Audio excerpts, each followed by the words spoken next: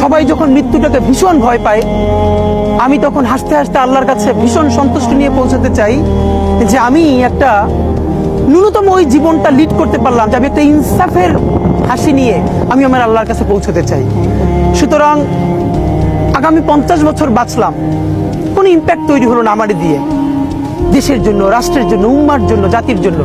কিন্তু আমি ধরেন 5 বছর বাঁচলাম, সেটার মধ্য দিয়ে যদি আগামী 50 বছরের ইম্প্যাক্ট তৈরি হয়, তাহলে অনেকদিন বেঁচে থাকায় কি সাফল্যের বলেন? শহীদ প্রেসিডেন্ট জিয়াউর রহমান কয়টা দিন বেঁচেছেন, কিন্তু ভাবেন আজকে পর্যন্ত উনি আমার অনুপ্রেরণা। হাঁটতে হাঁটতে আমার পা ফুলে যায়, আমি আমার টিম সেদিনকে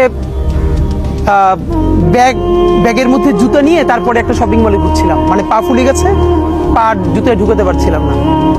তো জিয়াউর রহমানের একটা ওনার গল্প মনে পড়ছিল, যিনি মাইলকে মাইল যখন হাঁটতেন ওনার সাথে স্টাফদের পা ফুলে যেত, কিন্তু ওনার তো আর্মি ট্রেনিং আছে।